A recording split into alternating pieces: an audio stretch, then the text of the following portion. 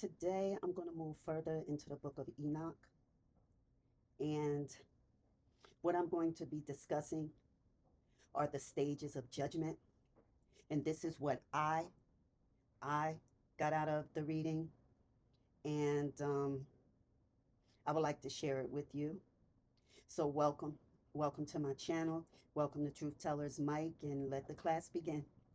Now, according to the Book of Enoch, judgment unfolds in deliberate stages. It is not random, it is not rushed, and it is not emotional. It moves in sequence. Everything has order, and I never considered it until I read the Book of Enoch, right? Not to say that the Most High is not orderly, but I never considered it like this. So I hope it blesses you the way it has blessed me. Now, again, it moves in sequence. So, answering misuse of knowledge, violation of assigned limits, and harm done to humanity. And what Enoch records, because remember, um, he was chosen. His assignment was that to witness. So he recorded what the Most High needed for him to relay to us to have, right? Now, he's speaking on the judgment of the watchers, the angels that were sent down that were to look over humanity. But instead, they intertwined with humanity more than they should have. And it was done for selfish reasons, and it was done out of lust. Now, the first stage is exposure and indictment.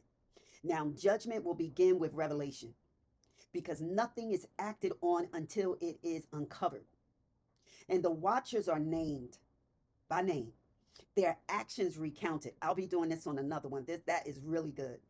And their instruction to humanity laid bare. They really didn't offer them correction. It was bare. It wasn't something that was of substance. Now, secrets are not confronted privately, they are brought into record. And this stage answers the belief that authority can hide behind position. Before restraint comes truth, right? And this is surrounding leadership, right? I've already spoke with you on yesterday in releasing videos concerning your professions, careers. That's the way it's supposed to be done. And access is cut off before consequence. And judgment is here. And it is not yet confinement. It is disqualification. It is saying you've been exposed. You are no longer qualified to speak to my children because power is withdrawn because power was mishandled. Now, the third stage, I said binding and restraint. Now, after removal, the watchers were bound. And this binding is not symbolic, it is the prevention of further influence. You have to separate the leader so that they may no longer influence because they've already been exposed. God wants to prevent further harm as well as further influence. And so they are restrained in designated places where they cannot roam, they're unable to teach, they're unable to interfere with human paths. Now, this stage answers ongoing harm, it protects what remains. Fourth stage, consequence for offspring and influence. This is the watchers making babies, children with the beautiful women that they saw, right? And so they were supposed to hold influence and teaching over them, but instead they began to lust and it began to corrupt and distort what God intended. So then the giants, they were born, which were considered Nephilim, from the watchers' violations. Didn't say the women yet, but the watchers. And they are judged differently. So chosen are dealt with differently when you carry such weight in your assignment. And so their bodies perish, but their disordered influence continues briefly as wandering spirits, permitted to test humanity, but no longer embodied. So spirits were released from the giants, although they were disembodied spirits. So that means they can just jump, right? And so judgment distinguishes between origin and outcome. Responsibility is assigned according to the role. Now, the fifth stage for the watchers was delayed final judgment because the watchers are not destroyed immediately, they are held until the appointed day. Now, this delay is intentional. It demonstrates that judgment is not reactive. God is not so reactive that he loses control. So he even knows, he demonstrates to us the power of restraint, right? So they're not destroyed immediately, but they are restrained where they cannot give and have further influence or cause further harm.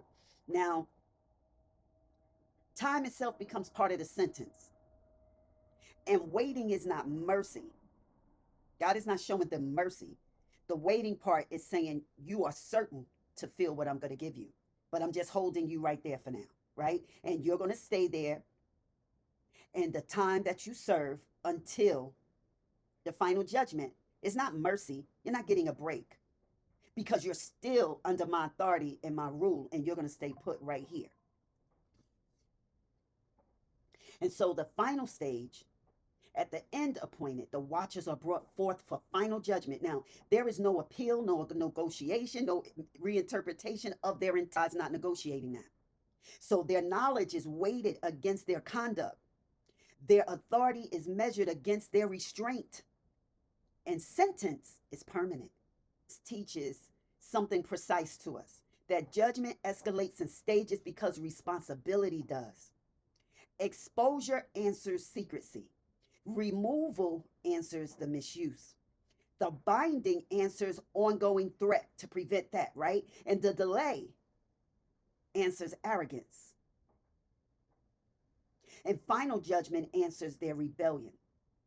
And this is why leadership is never casual for the chosen, because access increases accountability. You want to be chosen, you want to walk in purpose, you want to know what your assignment is, and you want to do it well, but that comes with a lot of heavy responsibility and accountability. If you're the type of person that don't like to take accountability, you want to give a lot of excuses, you may need to renegotiate your contract, because insight increases consequence. So the higher the assignment, the swifter the correction when boundaries are crossed.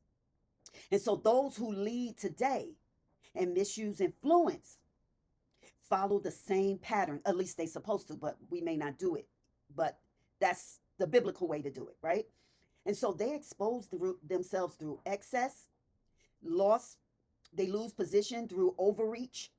They become restrained because of their, as a consequence, and they face a reckoning when time runs out. When time runs out, then there's the reckoning. Your time is up. You had enough time to repent. You had enough time to pray. You had enough time. You knew better, but you wanted it because to continue because it was to your advantage, right? So judgment in Enoch is not about punishment alone. It is about restoration of order, and order always answers abuse. When things are out of order, abuse is not answered to, is not judged, it's protected, right? But when their time runs out, the protection is lifted. So we may say, why does someone get away with something for so long? Because many people knew, and no one spoke up. When you see something that lasts for so long and it's continuing, and it's, why is it so bad? And why didn't anyone help? And why didn't anyone speak up? Because most of the time, people are interested in protecting what they have, protecting themselves, and they don't want to get involved. But unfortunately, when you become a witness, you are involved. And it's not an easy place to be, right? So when you're chosen, why consequence moves faster when responsibility, destruction to the soul. It is not meant to frighten anyone. It is not meant to, well, it is meant to sober you up, to ground you, and to train discernment. So the access is honored for answers. You're trusted with secrets. Now, let's speak about access preceding accountability. Now, the watchers were assigned oversight. They were not assigned ownership. Oversight. when a person builds a business or a company, they have a CEO and CFO, but then they may have managers who are assigned as oversight, but they don't own anything. So their authority was conditional, not personal. Judgment begins in Enoch when access is mistaken for entitlement. I own this. They take it personal. They make it personal. They feel it's their own piggy bank. They feel that is that the individuals work directly for them, and they teach them as such, right? They treat them as such. And the moment knowledge is used for desire rather than duty, the process of correction is already in motion. And this establishes a governing truth that elevation does not protect from consequence, it accelerates it. So it comes down on us swift, fast, and in a hurry. When God says move, we don't move, swift, fast, in a hurry, you know? And so let's talk about exposure comes before action. Now, judgment never begins with force, it begins with exposure. The watchers are named. They named each of the watchers, and I'm gonna go through that in another video. And one of the watchers was someone that also influenced Eve in a garden. So that's a whole nother thing, because I thought it then went to being a snake. So that's something different. But their acts are recorded. Enoch records their acts. And so their instructions to humanity are laid bare. They didn't instruct humanity the way they were expected to. And so this phase answers secrecy. Nothing hidden remains unaddressed. Exposure itself is a form of judgment because it removes denial. You can't deny it. We know now. And it ends manipulation of narrative. But we often find leaders that are exposed, but they still continue to manipulate the narrative of what took place, right? And let's talk about the removal from their role, because before punishment, there is disqualification. And so the watchers lose their assignment before they lose their freedom. Authority is revoked because it was mishandled. This teaches that leadership is not permanent when stewardship is violated. Removal is a form of correction. It's not to shame or embarrass, right? But it's a removal, it's corrective, and it sets a standard in a place. And it's not emotional. It's done to prevent further harm. What about the binding as containment? And I thought of this like being locked up, right? And binding follows the removal. You have to be separated, but you have to be limited in your movement. It requires it, because this is restraint, it's not destruction, right? And its influence is cut off, so damage cannot continue. And so binding is protected for humanity's sake. It shows that judgment is not about revenge, but containment of what corrupts. Leaders make mistakes, they have faults, is things they should have addressed, they didn't address, and they could be loved on and receive prayer and healing. But oftentimes, leaders are not removed. No, everyone's afraid to touch them, right? So the victims remain victims, and more victims can become victims. And so, let's speak about the differentiated judgment, okay? Now, the watchers and their offspring are judged differently. The watchers received direct instruction from the Most High. So they're going to be judged differently than the children they made and the women they connected to, because they didn't know what their assignment was. So responsibility is assigned based on their origin and their role. Where did it originate from? And what role did each person play? And see, the giants, the Nephilim, they perish physically, while their fathers, the watchers, are being held. So their children are suffering, and the fathers cannot do anything to prevent judgment. And this distinction reveals a governing law. Accountability is measured by awareness. What are you aware of? That takes your level of accountability to different levels through different positions. And it's not about the outcome alone. What about this delayed reckoning, all the way to the end? See, the watchers are not immediately destroyed, because time becomes part of the judgment, waiting on your day, waiting on the day to get out, waiting and hoping that you are released with time served. Waiting is not uncertainty, It is certainty unfolding, because it's not saying you're being held because nothing is going to happen. No, you're being held because we're preparing a trial. We're preparing for trial. And so the individual may feel things are uncertain. I don't know what's going to happen. I don't know. But this is not man's law. This is the Most High's law. So he's not going through all those stages. When he holds you, you will get judgment, and there will not be a such thing as time served. And the final judgment is the appointed day arrives without any negotiation. You can't negotiate with the prosecutor at all. You can't negotiate it. Prosecutor doesn't want to hear it. You did it. Let's move forward. We have enough information. And so knowledge is weighted against conduct. Authority is measured against restraint. You had not only the leadership position, and you abused power. You just went full-fledged in with your addictiveness or whatever it is, and you didn't even try to restrain yourself. You didn't seek help. You didn't seek counseling. You didn't seek prayer. You didn't confide in anyone. You didn't step back. You kept it going. You made it your own personal playpen, whether it's financially, sexually, or anything else. Because sentence is final, because opportunity was already given. That's the way God is looking at it. This is what I'm getting from it. He already saw you had an opportunity. So the sentence is final. It's nothing to negotiate with me, right? And so judgment concludes not with chaos, but now with restoration. They're victims. They're victims that didn't know what they were getting themselves into. By the time they looked up, they were trapped. And see, for the chosen, this teaching is instructional for us, because our lives carry accelerated accountability, because our access is real. God speaks to us. He surrounds us with protection. And see, I'll say you, but it's us. We're not permitted for casual leadership, unchecked influence, and unguarded instructions. What others get away with temporarily, we cannot. This is not punishment. It is protection for us. It's to get us out early. Get our punishment and move on, depending on the level of damage. But the Book of Enoch reveals that judgment is not sudden, it's not personal, it's not unpredictable. It is staged, it is precise, and it is proportionate to the person's responsibility. And so abuse of access initiates the exposure. They become arrogant with it. And so exposure is supposed to lead with removal.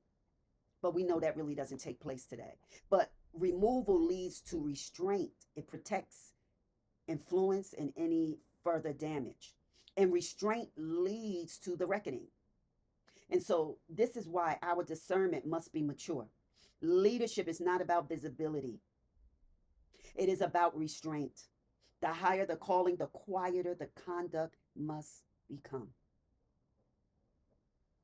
Judgment unfolds in stages, not impulses. Exposure always precedes consequence. Authority can be revoked before freedom is removed. Restraint exists to protect what remains intact, to prevent further destruction. And accountability increases with the level of access that we are given. And delay does not cancel judgment, it confirms that it is coming. And so the final reckoning is permanent because opportunity was complete. So we're not being watched to be punished. We are being entrusted to carry what cannot be mishandled. And so the Book of Enoch does not exist to frighten leaders. It exists to train them. Carry access with restraint. Carry knowledge with reverence, and carry leadership as a responsibility and not a privilege. This class establishes the foundational law revealed in Enoch. Access always carries consequence. You want access to a lot. You want the clearances. You want the responsibility, but it comes with a lot of accountability. And so this traces how the watchers were appointed, what access really meant in Enoch's record, and how authority was never ownership. The watchers began to behave so entitled as though they were God, or God did not exist. They weren't accountable to him. And the teaching dismantles the belief that position grants immunity, and shows how elevation shortens tolerance for misconduct. And so It addresses why as it goes further into judgment, it will begin to address why the chosen experience faster correction, early exposure, limited margin of error, because it trains this teaching. I'm hoping to train us all. I'm learning as well. It trains discernment around leadership, influence, and responsibility, so the listener understands why restraint is not optional at higher levels, right? And this class also focuses entirely on exposure as a stage of judgment. And it examines how the watchers were named. Their names was included. They were documented, everything each person did, and it was brought into record before any restraint even occurred. Exposure is shown not as humiliation, but as the end of concealment, of narrative control.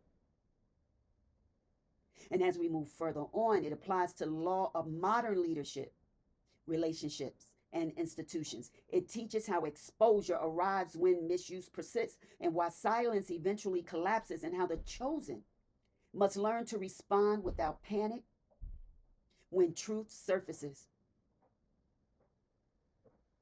And let's talk about the removal before restraint, because losing position without losing their life. This session teaches the difference between disqualification and destruction.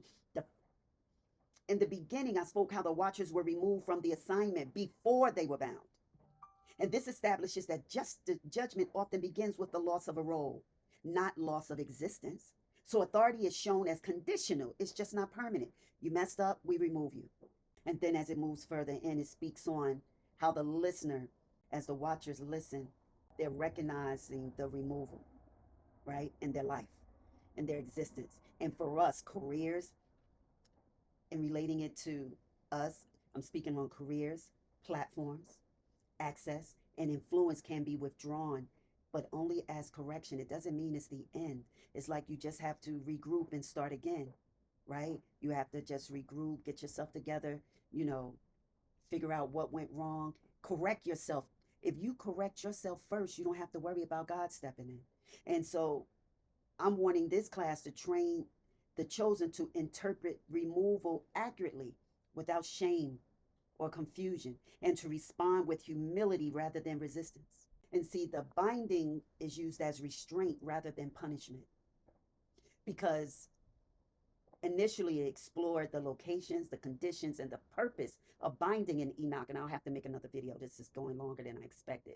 But revealing the restraint exists to prevent further harm, not to satisfy anger. The restraint, the reaction, the response rather, from the Most High, it was necessary to prevent further harm, not to satisfy his anger. This law can apply as a lived experience. It explains seasons where movement slows, doors close, and reach will narrow. But this teaching is helping us to understand that containment as protection and prevents misinterpreting restraint as abandonment. God is not abandoning, will not abandon us. I'm going to go in deeper. I want to continue on with this, but I don't want to make the video too long for you. So I'm going to stop it here, but it's going to be a part 2. And basically, I want to bring the entire body of this teaching home for us, okay? So I'm going to just end it here. Thank you for visiting my channel. Stay covered, stay conscious, and stay undefeated. See you on the next one. Bye-bye.